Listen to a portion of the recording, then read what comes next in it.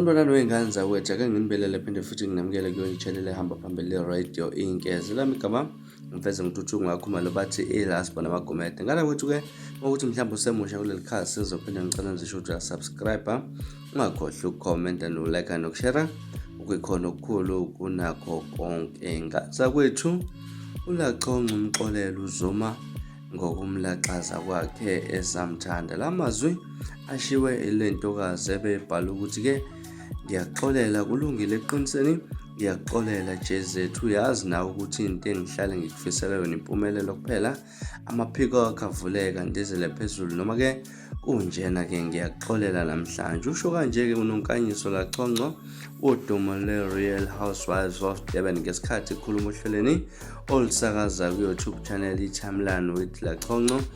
Uthe akwenza xolelo umengameli we-MK Party umnumzane Jacob Zuma ingoba akafuni ukuhlala ephatheke kabi.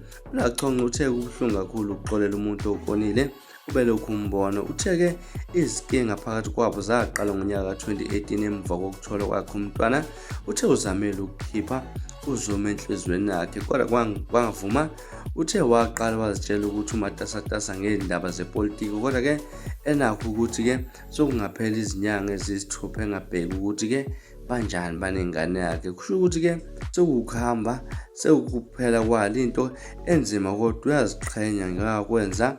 Abantu bakaNkulunkulu abakholwayo bakwazi lokhu kunzima kodwa kunomvuzo omkhulu ukuxolela umuntu akonile lokhu umbona njalo. Uthe-ke wagcina uphoqekile ukuba-ke ayombona ngonyaka odlule uyombuza ukuthi kwenzakalani ngempela phakathi kwabo, kodwa uthe uZuma wavele wangamphendula. Uyazibuza imibuzo eminingi, wabe-ke kukhona angakwenza okungekuhle, kodwa-ke uthe ukuvele kwathi-ke akakhali ngoba wazibamba izinyembezi kodwa wayengafuni ukukhala phambi kukaZuma.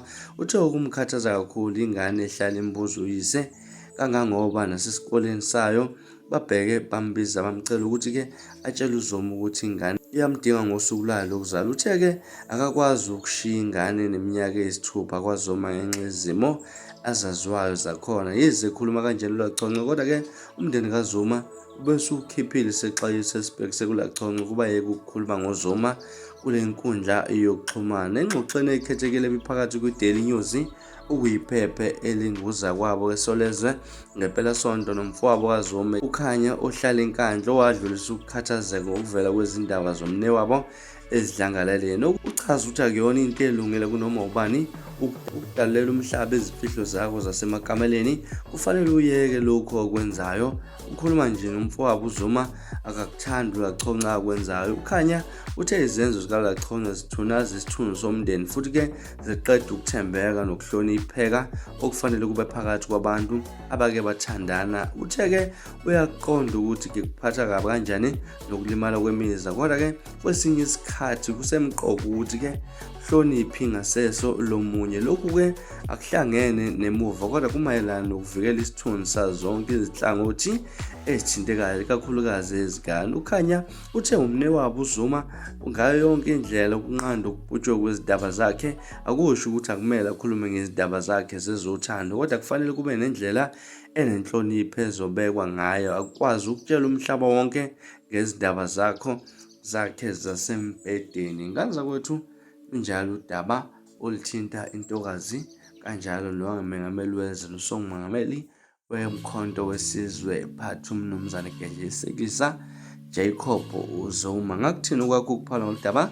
Hlala ne-comment section ke ngizwe lwakho uvo ngalolu daba. Mina ngilaSipho ngiphuma njena, kodwa ngiyathembisa unyabuya futhi nezinye izindaba ezilandelayo kwivideo elandelayo. Kwakho ukusubscribe nisiphatha kahle nibe nosuku olumnandi. Ngithanda khona.